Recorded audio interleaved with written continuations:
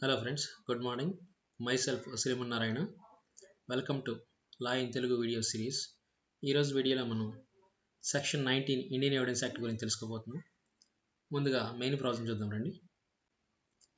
Admissions by persons whose position must be proved as against party to suit. మీకు ఒక example చెప్తాను, అప్పుడు మీకు క్లారిటీ వస్తుంది. ఎగ్జాంపుల్ తీసుకొస్తాను డెఫినేషన్ని. సపోజ్ ఏ అనే ఒక వ్యక్తి ఉన్నాడు, బి కోసం పనిచేస్తున్నాడు. ఓకే, బి కోసం ఏం పనిచేస్తున్నాడు? బికి కొన్ని రెంట్స్ రావాలన్నమాట వేరే వ్యక్తుల నుంచి.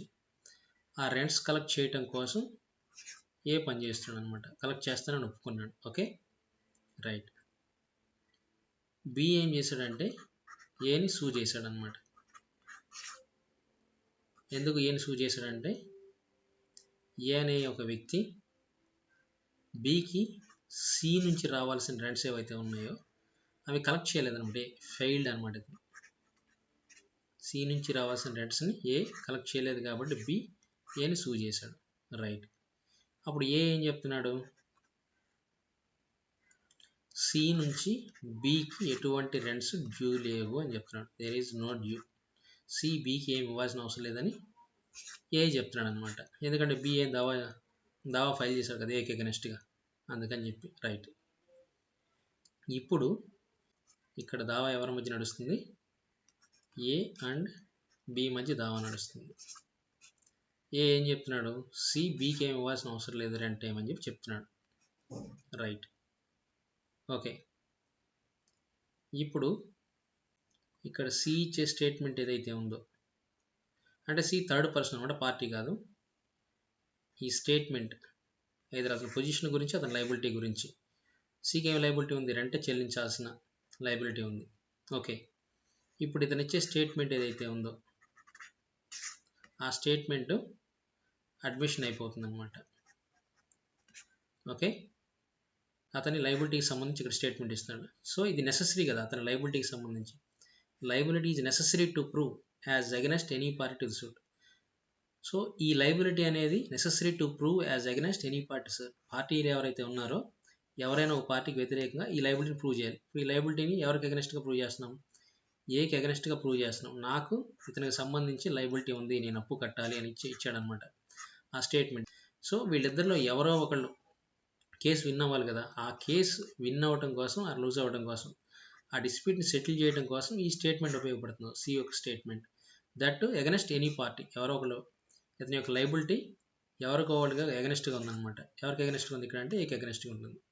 బీకి ఫేవర్గా ఉంటుంది అనమాట. అంటే బీకి ఫేవర్గా ఉండటం అంటే బీకి అప్పు చెల్లించాలి, ఇతని బర్డెన్ ఇతనికే ఉంటుంది. బట్ బీ కేసు గెలవడానికి ఉపయోగపడుతుంది కాబట్టి ఈ statement against any party to suit అంటే ఇక్కడ ఏ అనమాట. ఏకి అగెనెస్ట్గా స్టేట్మెంట్ ఉంటుంది. దట్ ఇతని లైబిలిటీ ఆర్ పొజిషన్ అనేది ప్రూవ్ చేయడం అవసరం అనమాట ఇక్కడ. అవును కదా. అది కూడా ఒక పార్టీకి వ్యతిరేకంగా. ఒక పార్టీకి వ్యతిరేకంగా అంటే ఇతని యొక్క లైబిలిటీ ఏదైతే ఉన్నదో, మీకు ఒక స్టేట్మెంట్ ఇస్తాను ఇక్కడ. రైట్. అప్పుడు మీకు క్లారిటీ వస్తుంది. ఎట్లా చెప్పుకోవచ్చు దీన్ని మనం? అట్లా ఇతని స్టేట్మెంట్ ఏదైతే ఉందో సి యొక్క స్టేట్మెంట్ యాక్చువల్గా ఏంటంటే ఇతని లైబిలిటీ కాదు ఇక్కడ, అరే ఇతని పొజిషన్ గురించి కాదనమాట. మనం ఇక్కడ కేసు ఫైల్ చేసింది కేసు ఏ అండ్ బికి మధ్య నడుస్తుంది అనమాట. బట్ ఇతని లైబిలిటీని మనం ప్రూవ్ చేస్తున్నాం. ఎందుకు? ఈ కేసు డిసైడ్ అవ్వాలంటే ఇది ఇంపార్టెంట్ కాబట్టి, ఇది నెసరీ కాబట్టి. ఇది ఇది అగెనెస్ట్ ఏకి బి చేయొచ్చు, అగెనెస్ట్ బికి, ఎవరో ఒకరికి వ్యతిరేకంగా. ఇప్పుడు ఒకవేళ నాకు నిజంగా రెంట్ లేదంటే ఏకి ఫేవర్ అవుతున్నాం అంటే బీకి అగెనెస్ట్ అవుతుంది ఆ స్టేట్మెంట్. లేదు నేను బీకి కట్టాలంటే ఏకి అగెనెస్ట్ అవుతుంది అనమాట. ఎవరో ఒకరికి వ్యతిరేకంగా చేసినప్పుడు ఏంటో ఆ సూట్ డిసైడ్ చేస్తాం, ఎవరో ఒకరు గెలుస్తారు అనమాట ఇక్కడ సూట్. అంటే it doesn't mean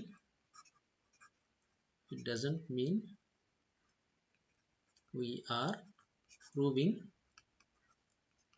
the third party.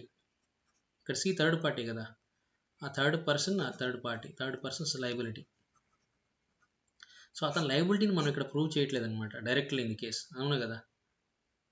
ఈ సి యొక్క లైబిలిటీని మనం డైరెక్ట్గా ప్రూవ్ చేయట్లేదు ఇక్కడ కేసులో. దాని అర్థం కూడా అది కాదనమాట. దీని అర్థం ఏంటంటే ఈ కేసు యొక్క అవుట్కమ్ ఏదైతే ఉందో, కేసు యొక్క అవుట్కమ్ ఎవరు between parties A and B, outcome ఏదైతే ఉందో depends on the existence of third person's position or liability. Third person's position or liability. So ఈ అవుట్కమ్ కేసు యొక్క అవుట్కమ్ అనేది completely depends on the existence of third person, అంటే C యొక్క liability or position మీద depend అయ్యి ఉంది. అందువల్ల ఏంటంటే మనం దాన్ని సో ఇతని యొక్క లయబిలిటీని మనం డైరెక్ట్గా ప్రూవ్ చేస్తున్నట్టు తీసుకోవడానికి లేదనమాట. ఎందుకంటే కేసు యొక్క అవుట్కమ్ అనేది దీని మీద డిపెండ్ అయింది కాబట్టి ఇది మెయిన్ కింద తీసుకోకూడదు, యాజ్ అ రెలవెంట్ ఫ్యాక్ట్ కింద తీసుకుంటాం. దీన్ని బేస్ చేసుకొని ఈ కేసుని డిసైడ్ చేస్తాను అర్థం అనమాట. సో ఇప్పుడు మీకు క్లారిటీ వచ్చిందని అనుకుంటున్నాను నేను. So statements made by persons ఇప్పుడు మాట్లాడుకున్నాం కదా, C whose position or liability it is necessary to prove as against any party to the suit or admissions. Okay, ఉట్టి స్టేట్మెంట్స్ ఎవరో ఒక వ్యక్తి ఇచ్చిన స్టేట్మెంట్స్ కాదు, ఆ వ్యక్తి యొక్క పొజిషన్ లయబిలిటీ అనేది ఈ పార్టీస్ ఎవరైతే వాళ్ళకి అగెనెస్ట్గా ప్రూవ్ చేయాల్సి ఉంటుంది అనమాట. అప్పుడు అటువంటి వ్యక్తులు ఇచ్చేటటువంటి స్టేట్మెంట్స్ అడ్మిషన్స్ అవుతాయి. ఇక్కడ మీరు ముఖ్యంగా తెలుసుకోవాల్సింది ఏంటంటే ఇక్కడ ఈ కండిషన్ చూడండి, ఇక్కడ ఎప్పుడు రిలవెంట్ అవుతాయంటే ఇక్కడ క్లియర్గా చెప్తాను. If such statements would be, అంటే ఇది ఏంటిది హైపోథెటికల్ అనమాట, వుడ్ బి అనే condition would be relevant as against such persons. If such statements would be relevant as against such persons in relation to such position or liability in a suit brought by or against them. Okay, ఇది మీరు అర్థం చేసుకోవాలి ఇక్కడ ఇచ్చిన statement. Suppose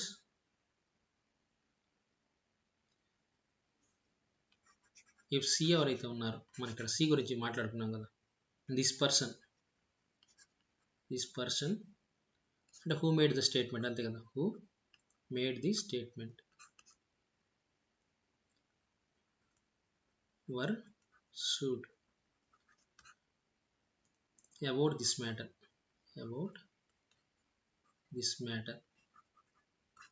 ఈ లయబిలిటీకి సంబంధించి కానీ, అంటే about this matter and liability or పొజిషన్కి సంబంధించి కానీ అతని మీద దావా వేస్తే, అంటే యువర్ సూడ్ అంటే అతని మీద మనం దావా వేస్తే సి మీద, స్టేట్మెంట్ ఏదైతే అతను ఇప్పుడు స్టేట్మెంట్ ఇస్తున్నాడో, నేను అతను బికి అరియర్స్ అంటే డ్యూ అమౌంట్ అని అప్పు కట్టాలి, నేను అతనికి అప్పుపడి ఉన్నానని చెప్తే అతను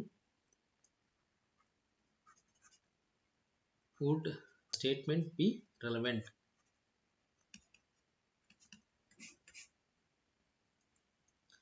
ఒకవేళ ఇస్తే అతనికి అగెనెస్ట్ దాని మీద సూ చేస్తే అది రెలవెంట్ అయితే, అది రెలవెంట్ అవుతుందంటే ఇప్పుడు ఎస్ అని మనం ఆన్సర్గా చెప్పుకోగలిగాం అనుకోండి, అప్పుడు ఆ స్టేట్మెంట్ ఇక్కడ కూడా రెలవెంట్ అవుతుంది. Okay, if such statement would be relevant as against such person, అంటే ఇక్కడ ఎవరైతే ఆ స్టేట్మెంట్ ఇస్తున్నా ఆ వ్యక్తులు, in relation to such position or liability, దానికి సంబంధించి in a suit brought by or against, వీళ్ళకి అగెనెస్ట్గా లేదు వీళ్ళు ఏదైనా సూట్ తీసుకొస్తే ఆ సూట్లో వాళ్ళు ఇచ్చిన స్టేట్మెంట్ వాళ్ళకి అగెనెస్ట్గా రెలవెంట్ అయితే అప్పుడు కూడా అది ఇక్కడ రెలవెంట్ అవుతుంది, ఆ స్టేట్మెంట్స్ అనేవి అడ్మిషన్స్ అవుతాయి. ఇది కండిషన్ అనమాట ఇక్కడది. సో వీళ్ళు స్టేట్మెంట్ ఇచ్చామన్నట్లు కాదనమాట. ఓకే, మనం థర్డ్ పర్సన్ స్టేట్మెంట్ని ఫ్రీగా వాడుకోవడానికి లేదు, ఎందుకంటే మన ఎవరో పార్టీస్ ఉన్నారు ఏ అండ్ బి, వాళ్ళ మధ్య సి ఇచ్చిన స్టేట్మెంట్ మనం ఫ్రీగా ఎప్పుడు యూజ్ చేసుకోగలమంటే ఇతను కట్టుబడి ఉండాలి ఈ స్టేట్మెంట్కి. నేను బీకి అప్పుపడ్డానని చెప్తే రేపు బీకి సికి అగెనెస్ట్గా బి ఒక సూట్ ఫైల్ చేస్తే అది రెలవెంట్ అవ్వాలన్నమాట, ఇతను ఇచ్చిన స్టేట్మెంట్ని ఇతనికి అగెనెస్ట్గా వాడుకోగలగాలి, అది ఇతను అడ్మిషన్ అవుతుంది అనమాట. రైట్, సో అలాంటి అవకాశం ఉంటేనే అవి చెల్లుబాటు అవుతాయి అనమాట, అడ్మిషన్స్ కింద రెలవెంట్ అవుతాయి.